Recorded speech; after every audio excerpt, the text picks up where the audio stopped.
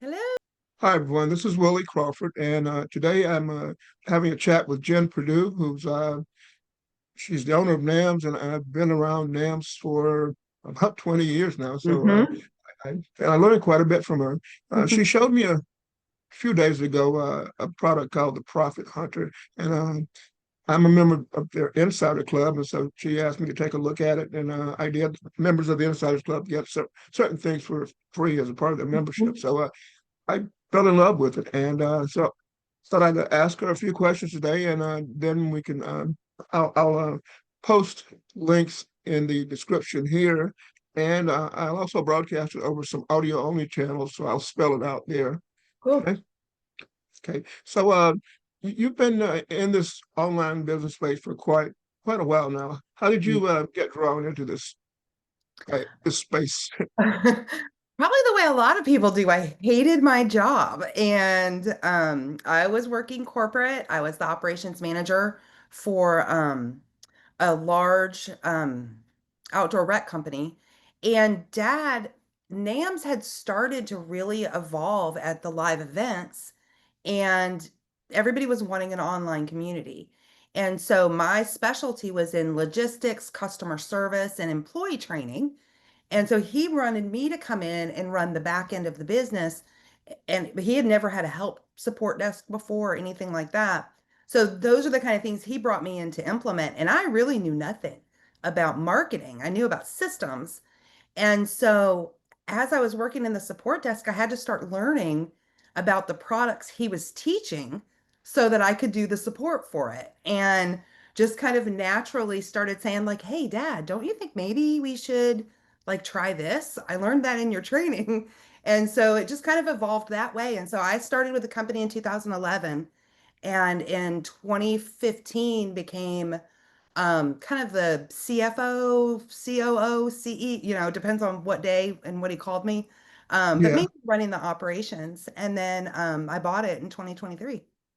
Okay, and I actually spoke at the first three live events Mhm. and enjoyed myself quite a bit, and been a part of the Rams family ever since. What is the biggest mindset shift that you've had to adopt to coming from working in the business world to the online world?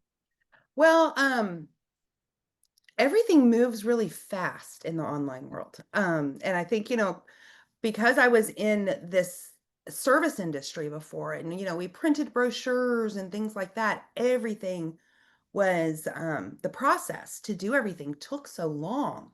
And, we had to have 10 or 15 people review brochures because you printed Mm. them and it's $200,000 and, nobody wanted to make a mistake. Whereas in the online world, we can quickly put up a sales page or a blog post or an article and then go back and go, oh, you know what? That doesn't sound right. I can fix it. And so that was hard for me because dad always moved really fast and I was always the one going, but wait. And so that was really a big shift. And then when I bought the company, I really understood that mindset even more about making sure that we were moving quickly in the space. Yeah, and I like the way you operate. I noticed that you systematize everything, and I need to do that more myself. So, in your time online, though, you've seen hundreds, if not thousands, of people starting businesses. Mhm. What is the biggest mistake you see them making? Um, I think people make things too complicated. And I think it's interesting because as a new business owner, you make things too complicated. And then it starts to click and people start having success and realize there's some simplicity there. And then we get to that point where we're ready to scale and grow, and then we make it way too complex again. And so I Uh, think that, you know what I mean? And yeah, I'm at the point right now in my business where I'm taking a step back and going, how can I make this just a bit simpler and easier for myself and for my community? yeah, I'm the same way, and that I make things too complicated. I recently created a course on how to rank and rent websites, Mhm. and I have about 40 videos in that course when I should have created just a short course, that Mhm. got right to the point. So, yeah, I overcomplicate things too. Well, and Um, I think we collectively, people who are really passionate about what they're doing and have a good community and want to make sure that that you kind of keep that level of goodwill and integrity with your community, we tend to then over deliver. And we don't realize as the course or product creator that sometimes that over delivery is too confusing for our Yes. customers too. Yeah, I tend to make things too complicated, too Mhm. complex, I and do too. some of my customers probably don't even follow my instructions because it's hard to follow. Well, and you may be the same way. I learned long ago that when I buy something, whether it's a course or a piece of a product or software or whatever, that I typically only use it for what I need until I need something else out of it. And that has worked really well for me. To not keep me in that learning mode all the time. And Yeah, so, there's a little tidbit of advice there. It's use I, what you need when you need it.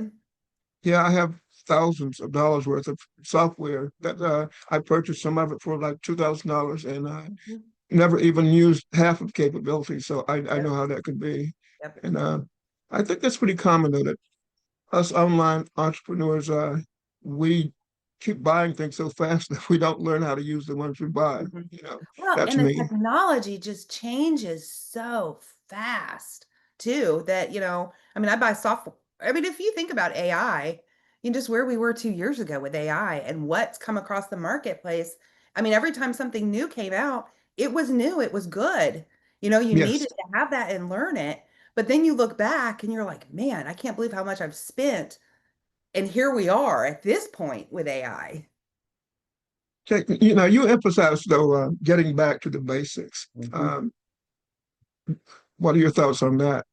Well, I personally find that, every time that when I'm evaluating where I am, and if things are feeling like stuff's not converting well, or the market's being weird, or external factors, that are happening in our world, or internal Yes. factors that are happening in my life, and things are just feeling kind of crazy, I always feel like when I just take a step back and go back to the basics of running an online business, which is creating content, engaging and building rapport with your audience and providing solutions that it works, instead of for an example, the product launch that we're doing right now, I'm working with a partner on that as a JV manager, and that's her job. It's not what I do. But Yes. we have 15 split test pages right now. And I would never in a million years be able to manage that kind of thing. Like to me, that's not being back to the basics. Now, for her, in what she does as a JV manager, that is the basics of what she does. And so I think we have to think about what our role is in our business and what we're trying to accomplish and kind of stay in our lane and stick to those basics. Yes. Yeah. Give someone a job to do it and let them do it. Exactly. Yeah. Exactly. Yeah. And I like that. And in fact, I know the young lady, that's the JV Hmm. manager, and I think she was working with Matt too. Matt Um, Garrett. yes. Hmm. Okay. And Yep, that's I actually how I met her, was okay. through Matt. Hmm. Yeah. That's how I've been on several product launches with them too. Now, what is something you believe about business? You believed about business 10 years ago that you don't believe about it any longer? Oh my gosh, I hope my dad doesn't hear this. Um, Oh, so for a really long time, we built all of our courses and kind of the premise of building an online business meant that you needed to have a website and you needed to have that website on a platform like WordPress because you own it. And I still believe in WordPress. I use WordPress, but I also believe that that is what keeps people so stuck in the beginning. And I have changed my philosophy a little bit in that with all the technology that's available to us right now, if you can get a website up on Google Sites or on Gamma sites, and it's what keeps you from not launching to launching, right. then put the dang website up and do it. And then, see how it works, watch your conversions. And as you learn a little bit more about what you need in your business, I think you'll have a better idea of what a website, what your long-term home on the internet's going to look like. So many clients that I have worked with, this nitpicking about, what colors is my website going to be or the structure of my site menu. And I think it's like, being a kid, you don't know yet because you haven't had enough experience in your business or with your audience to know exactly what you want. And so that's kind of my big shift that I've been making. And that's a technical shift, I guess. Um, the other is probably more along the lines of, and you probably know this better than I do. Gone are the days where people want 80-page ebooks and they want 4-hour courses and things like that. And I think the shift now has to be in delivering content in our world's attention span and the way that not that we want them to consume it, but the way that they want to consume it. And we have to adapt to that.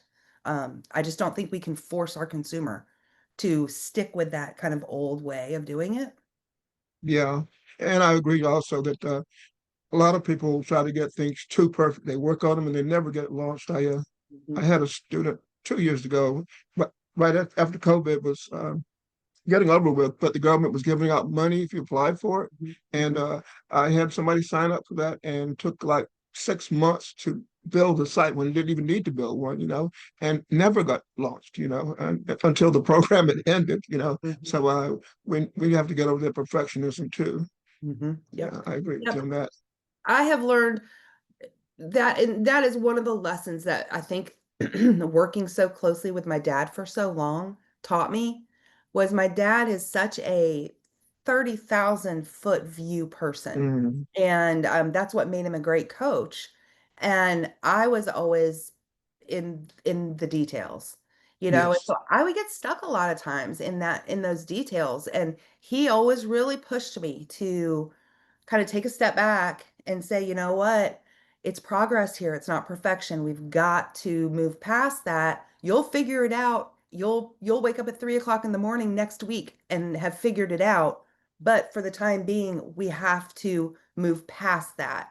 And and as a business owner now, before when I didn't have to worry about payroll and and keeping the lights on, it was easier for me to do that. But now as the business owner, I really have had to I have a new respect for that mindset that he had, that he tried to instill in me for so long. And I think also, being his daughter, is trying to teach me a lesson that I didn't learn until I had to learn it, you know? Oh, he instilled a lot of stuff in me too. I don't know if you know, but he and I were accountability partners at one time, Oh, and I we'd didn't know jump that. on the phone for an hour or two once a week, and he'd ask me, "What are you working on?" And I'd ask him what he was working on, and then we'd sort of force each other to stick with what we said we were going to work on, until it was complete, And I firmly believe that you can have 10 projects started and none of them complete. You're not making any money. You Hmm. get the project out there, get it Yep. launched. Yep. Yep. Yeah. Speaking of launch, I mentioned the Profit Hunter earlier, without giving away everything about the product. Let's talk about what inspired you to create it. Was there a Um, specific? there was Okay. when I built the company or I bought the company, we were very much training based. And I absolutely love working with clients. It's really one of my biggest passions. So I started shifting the business more to individual client and coaching work. Mm, Um, but I started realizing that the processes that I was using with my clients were solving their problems on such massive levels mm. that it was almost unfair to hide that could allow other people in the NAMS community the opportunity to move forward as in big strides as they were. And so I started playing around with creating custom AI agents and what would it be like if I could just dump everything in my brain and in these processes that I use with my clients to find where their conversion issues are, where they're leaking money in their sales funnels. If I could take all those processes and make them automated in a way with an AI agent, could that help people on a larger scale? And the folks that have been beta testing it through our Insiders Club group. Nobody has seen this product except the Insiders Club members. Um, until we launched it a couple days ago. And people were just having such good success with it and seeing it's like, oh my gosh, the affiliates that have been testing it have been coming back and going, man, Jen, you made me feel really bad. I kind of knew I needed to do this, but like seeing you put it in writing in front of my face, made me realize that I need to get my act together and do this. And so, and I wanted to build it in a way that didn't feel overwhelming, especially for new people that are new into their business, because being able to fix these things before they're a problem, even though they don't know they're a problem yet, God Right. Willie, could you imagine all the years of not sitting there staring at your emails going, why is this not converting? Why is this sales page not converting? If you had a little AI detective telling you it's not converting because, I mean, the amount of time that we in this industry have wasted until we had opportunities through AI to give us some solutions. So that was really like that was a long answer. I'm sorry, but Oh, um no, that's fine. that was my reason for doing it is I wanted to make that same process accessible to everybody without people having to pay me $10,000 to coach with me, or Yeah. $600 an hour to consult with me. Yeah, I've fallen in love with AI agents, and I like the fact that you can let a lot of them go off and do things on their own, and they don't Mhm. just do one process; they do a whole series of processes. It's almost like you hired another 10 employees. So I'm Every in love with AI Friday, myself. yeah, every Friday in my inbox, I get from ChatGPT an email that I have set up and scheduled for tasks to run. And I get an email that says, here's your promotion schedule. Here's the emails. Here's the subject lines for this campaign you need to use this weekend. And I mean, just knowing I'm going to get that at 9 o'clock every Friday morning is pretty dang amazing. Yeah, it is. It is. I set up things on a schedule too, but they're things like health topics. I'll say, Mhm, go out, scour the internet, and come back with the latest information you could find on, I don't know, tinnitus or mhm, peripheral neuropathy or whatever, and mhm. it'll come back once a week and report to me.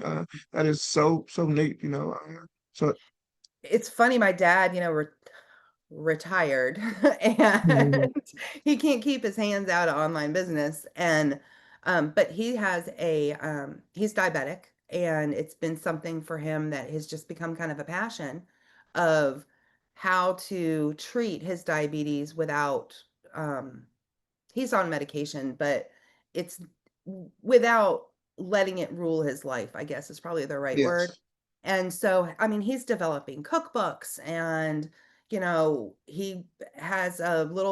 got a book he published, maybe 3 months ago, 4 months ago. huh, And he was able to change his entire life because he adapted to keto, which has really worked for him. And I mean, was out there interviewing doctors and nutritionists and all oh, that, and then had AI help him compile it all and cite everything. And it's amazing, the kind of stuff that he's doing over here on the side in the health and fitness or health and wellness in his retired life. well, that's health and wellness is one of those topics that interests people my age. I'm 66 and I want a long life, but I want a long health span. So Mhm, I want to be healthy, mhm, and so I do the same thing that David does. Probably, I mhm, constantly researching topics, and I've written lots of articles mhm.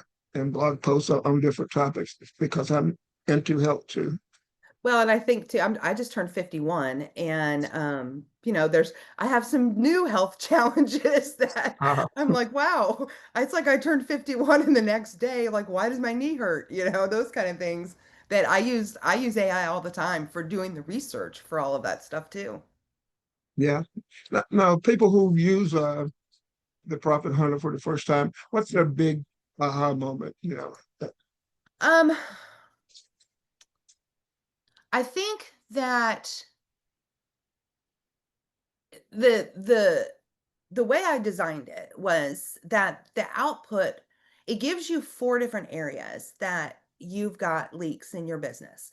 But I've ranked them so that you don't get like inundated with this whole fire hose of things you have to do. And we take the critically ranked item And then I give you a 7-day action plan. And I think that the aha is the little tiny little tweaks that we don't necessarily see because we're so close to our own business and our own products and our own content. They may not see that a call to action on their blog post is actually written in a negative language that does Right. move people towards a micro commitment of some sort. And those are the kind of things that, as I mean, even for me, sometimes I look at my own content and don't see it because we're so close to it. And so I think that people are going to love the little insights.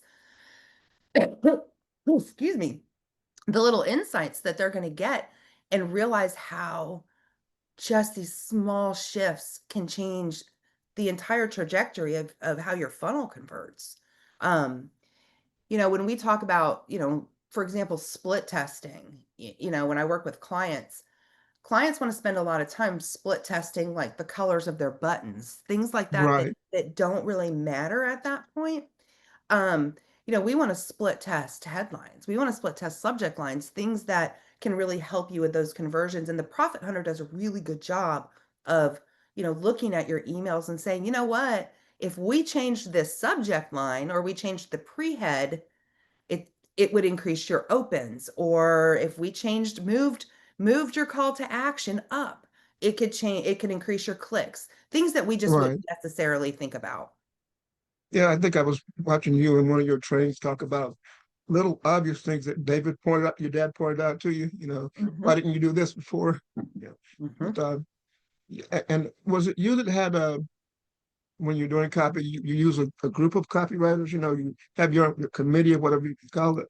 I do. I have Yeah. something called, I call it my revenue growth council, Okay. because I designed mine to bring in, and it's an AI agent, and actually anybody that grabs the Profit Hunter bundle gets my GPT for this to build their own. Okay. I have never given this away. I've talked about it, but I've never given anybody the GPT for this. And it goes through and asks you some questions about your niche. What's your goal? Are we working on marketing or are we working on financial and security for your business? Are we trying to um, what were some of the top there's like 9 categories in it that I've got set up. Are we working on mindset? Are we trying to become Mm, a leader in our community? Because the kind of the CEO board that you bring in is different when you're focusing on marketing or sales copy than if you're trying to focus on strong strategic leadership skills to, your community or your team. So we walk through and we find people who are in your niche, in your industry that are known for those skills. And then I've developed an AI agent that builds that for you so that you can run your content, you can run your ideas, you can run your business plans through it and get this outside perspective. And, one of mine is, of course, Gary Halbert, and Dan Kennedy. Those are two of mine. And I mean, every piece of copy that I write, I put it right back in front of them and say, okay, what am I missing here? And they each have different skill. We all know they each Dan Kennedy's going to focus more on the direct response side of things and right. say, you know what? Are you being clear? Um, Alex Hormozy's focused on the offer stack. Are you offering an incredible amount of value? And so it's really kind of this perspective that I use to bounce things off of this virtual board without Right. um, without being able to sit across the table from them. You know what I mean? Yeah. Yeah. And I use ChatGPT same way. I do Hmm. find it too helpful at times, though. Hmm. It offers suggestions. Hmm. I'll say, do this for me. And it'll say, why don't we do it this way? And it's Hmm. like, because I don't want to do it that way. Right, But right. I use it every day in my business, though. I do too. And it's an incredibly helpful tool. Do Mhm. you focus on other large language models too, though? So I have been um, in the beginning, up until a few months ago, actually, I was really sticking with ChatGPT because I had spent so much time training it and Right. everything was there, and setting my processes and my workflows up. but I do use Claude. And I have found that actually some of the coding that I'd like to do, Claude does a better job with the coding. And I Okay. really like Claude's output where it gives you, have you used Claude? Yes. I love the artifact output. And so instead of Chat GPT editing and then you have to go copy and paste and fix in your document, I love that Claude creates the document for you. And any edits you want to make, you have this like running document on the side and Right. everything's being updated and that it stores all those documents for you so that you can go back to it. I find that Yes. especially helpful in creating processes, software processes, and then even just workflow processes. I think it's better. So I work in Claude a lot, and then I implement in ChatGPT. Okay. And I at times will ask ChatGPT a question. It'll give me the answer to the question. And it'll say, this would be a nice handout to give your students. Mm-hmm. Would you like me to turn it into a handout? And Mm-hmm. I'm like, no, I don't need another handout. Right. I'll So eventually we are, inundate them. yeah, I am in the process right now of working with my developer and kind of building. And I don't know exactly what it's going to look like yet, but we're trying to build essentially a MyNAMS coach that we can Mm, build inside our members area so that we have hundreds of products. And so if, one of our members is just like, you know what? I really need to understand sales funnels. And instead of trying to figure out which product is going to be best for me to learn about that, to ask the coach, and then the coach is going to be able to either just answer the question or point them in the direction of the right training or section of training that they need to go to. Um, it's been real interesting. I've been downloading a lot of my dad's older content because it's my dad was such and he he was so about evergreen. He wanted his oh, and I have that same mindset too, but wanting to make sure that we're teaching and training those basic fundamental foundational skills that people need to start a business that they really don't change. Sometimes the tools may change, but the right. concept doesn't. And, I mean, he started this business in 2007. And so I have Yes. all of this information that looks dated, but the content's not dated. So I've been running all of that through Claude and having it just parse everything out that essentially smart things my dad has ever said. And how can we pull that out and then update these courses in a way that still captures the essence of the foundational fundamental content.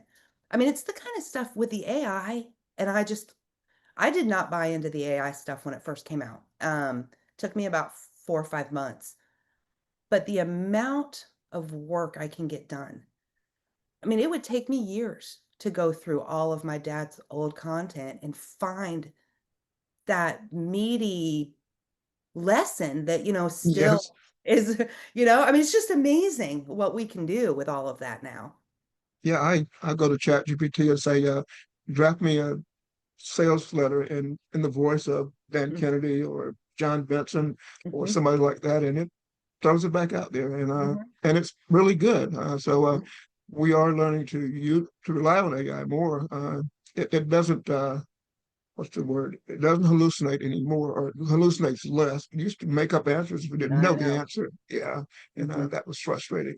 So what is your focus now? Personally, professionally? Well, personally, you probably know, I mean, when my Right. husband passed away from stage 4 cancer. Um, I've recently gotten remarried, and my husband has a son and a stepdaughter. And so our son is married, and then we have a stepdaughter who's got 2 kids. So right now, my personal is kind of focused on I'm JJ, and focused on being a JJ to a 5-year-old and a Mm. 15-year-old grandkids. And I shouldn't say this online because this is going to be spread out there, but we just found out that we're going to be new grandparents in the end of May next year. So we're excited about that. And so mainly personally, we bought a little small farm and we're just kind of personally trying to figure out what we want to do if we ever retire, or how to have just kind of this homestead is what we're working on. We've got chickens, Oh, and we had a little goat. It was a lot. Our neighbor has a goat herd, so we integrated him into the neighbor's goat herd, but we visit him quite frequently, and we're about to get cattle. And so that's personally what we've been doing. And, professionally, I think my husband is a custom home builder, so he's actually owned his own business for 30 years. We're trying to transfer him and his knowledge online so that he can work with some DIYers who are doing home builds and things like that. okay.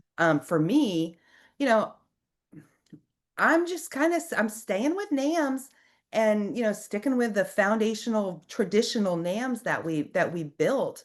My dad and I built this together, and so I'm really focused on that. But my passion lies really in working with clients and coaching, and the AI. And so that's really where I'm going, and personally, and trying to just step out of my comfort zone a little bit. I hate being on video, that kind of Mhm. stuff, and like really forcing myself, with the Profit Hunter, for example.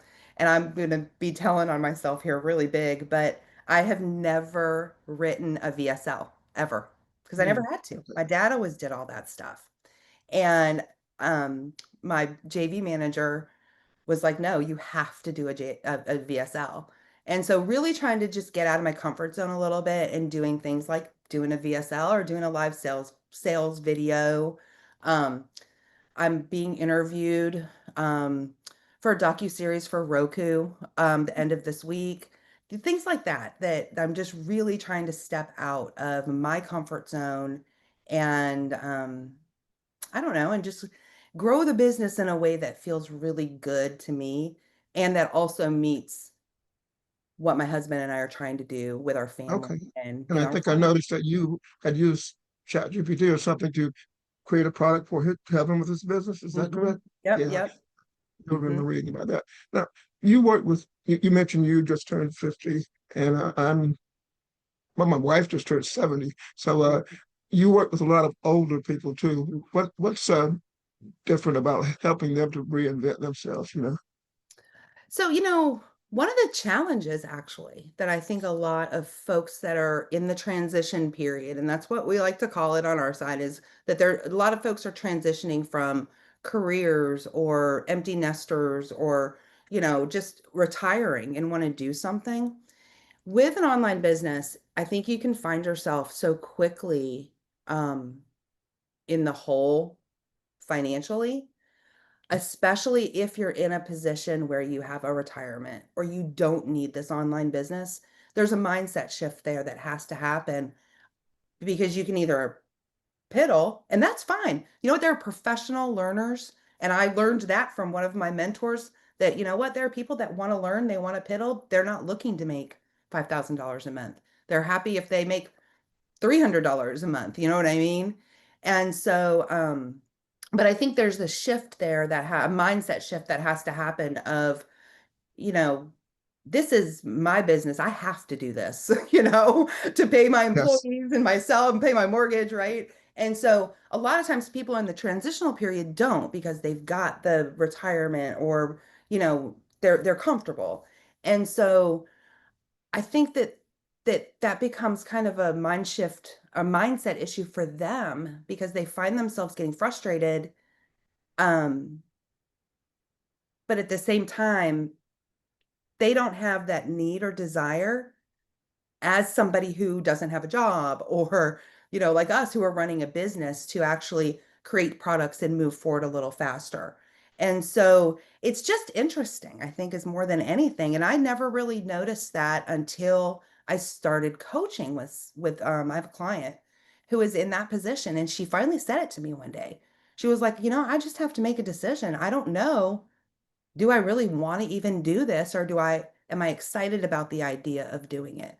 And the last thing I want to say to somebody as a business coach is like, listen, go enjoy your family. Stop messing around, Yeah. and you don't have to do this. You know what I mean? You don't And have some to people start this business. aren't even cut out to be business owners. I Mhm, mean, mhm. I've come across people like that too. But I'm Yeah. retired military, and I've got a government pension from two different places, and I've been creating products since 1996, so I have a lot of stuff out there. Mhm. And Yeah. yet, me, I personally want to be of service to others. I want to know Mhm. that I'm really making a difference in people's lives. Mhm. And a lot of my clients are older people too who are struggling to make ends meet, and I want to make sure that I'm actually helping them. Yeah, and and I just think that, and the other thing too, and this has been hard for me actually because yes, my a lot of my audience is older and I'm the young one, when we get on calls and things like that. And a lot of folks came to NAMS because of my dad. Here's this gray-haired guy who is Hmm. retired from corporate, consulting and all of that, and they resonated with him. And he comes from this corporate background. It's funny to me when I go stay at their house. I mean, my dad gets up in the morning and he is showered, dressed, like he is going to work every day. You know, Hmm. whereas I'm like barefoot in my yoga pants feeding chickens, with a messy bun and I'm like, I need to get to work kind of thing.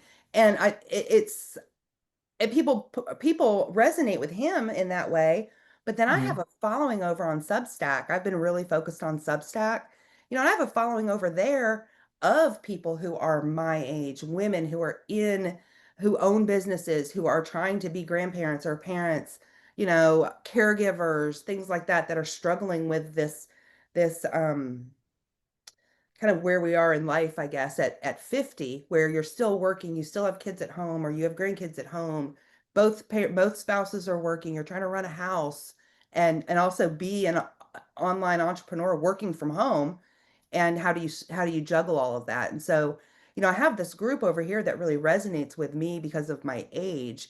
And that's something I struggle with sometimes with the NAMS community is that we're just in different places. And Hmm. folks really resonated with my dad because he had that retirement side and that corporate side. And so for me, I'm the same way. I want to be of service. I want to be honest about who I am. I want to this is me. And, I am the hippie girl out in the yard kind of thing. And, Hmm. and people either are going to like it or they're not. And that's okay either way. Um, and I think that that's part of as I move forward with NAMS, it's kind of me coming out of my shell a little bit of who I am and learning who I am in this. Yeah. It's interesting. I I always try to have a business coach and um my last business coach I worked with just finally said to me one day was like, you bought an existing business that you worked in for 10 years before you bought it. But now that you own it, you have a new business owner mindset. And it just, at first I was kind of insulted and was like, what are Hmm. you talking about? But then I really started thinking about it and he was right because I never had to go through what you went through or my dad went through when you started your business of starting it from zero. I bought everything. And even though I helped create it, I didn't have that financial responsibility getting it to this point. Um, and so I really struggled for about the first I'm going on 3 years of owning it and probably the first 18, 20 months of Wow. really struggling with that new business owner mindset of kind of second guessing everything and squirreling and buying everything and And employees depending on you for their well, income. yes, yes. And my dad ran a pretty big company. I mean, he had 10 employees and I knew I didn't want a company that large. And so that Hmm. was one of the first things I did. And everybody knew wasn't like I went in and slashed, we worked towards making the company smaller, but I'm down to 3 employees and Okay. this is perfect for me. To not be just managing people all the time. And my dad was really lucky. I mean, he was lucky in that he had me. I was the top level employee, but had all of the technical skills, whereas I don't have that for myself. He and I were more partners, and I don't have a partner. So I really had to look at the business in that way and say, okay, how do you want to grow? And I didn't want to bring in a partner. Um, I wanted to scale it back a little bit. And Okay. so, but yeah, I mean, you know, it's been it's sometimes it's you know what, it's like highs and lows, roller coaster ride of, having a Yeah, business. I read your Substack newsletter Mhm. and saw where you mentioned, challenges and just Mhm. wanting to get away at times and things like that. So Mhm. it's Yep. an excellent newsletter, by the way. Oh, Um, thank you. yeah, we mentioned the Profit Hunter as the software that was recently launched for people who are tuning in via audio all over the place. 61 different platforms. I push out through RSS.com. Mhm. They tie you into all those platforms. Mhm. Uh, I want to give them the URL, the modern Midas, like King Midas, who was rich, the Mhm. modernmidas.com, and then / the Profit Hunter. And I'll post that in the description anywhere where I have a lot of room to put descriptions. I'll also mention the Insiders Club to them if they want to check that out too. Um, Yeah, the Insiders Club has been, we're 15 years of wow. the Insiders Club. Yep, And 15 years. And that, and it's funny you mentioned the conferences. We had 15 conferences and wow. 15 live events. Our last one was in 2000, or I'm sorry, yeah, in 2015. We've been tossing around having a reunion event. Uh, Mm, but the people that were at those events are the reason why the Insiders Club is here now, is because people were like, we want an online community. And so we meet every week. We have people who who have been there since day one. We have people who are still members after 15 years. And so it's a it's like I know their kids, I know their grandkids, I know what college their kids go to, you know. Sometimes I don't know if you've ever heard people are like, my business better than I know my business. I yeah, mean, yeah, they've been yes, around for so long. yes. So, what's next for you and NAMS, and MyNAMS? Mhm. Well, I would say we're probably going to move a bit in the software direction. Mm, I have made a commitment with Paula, my new JV manager. We have made a commitment. We have 5 launches on the books between now and the end of 2026. So, really, it's kind of on an internal side. We're right now trying to just go in and clean things up, make things a little bit smaller where we can, just infrastructure wise and easier for people to access the memberships. But I think on the external side, we're really just trying to be focused on creating really useful, foundational, fundamental training, content, or software. And I think that we're going to have, my developer and I have been really tossing around some ideas of some AI based software that's not this whiz bang flash in the pan kind of can do one thing for you, of something that we can really build and that we can expand on, that people can either use for themselves or that they can rebrand or white label for their own business. So I think that's good. probably the direction that we're going to go in.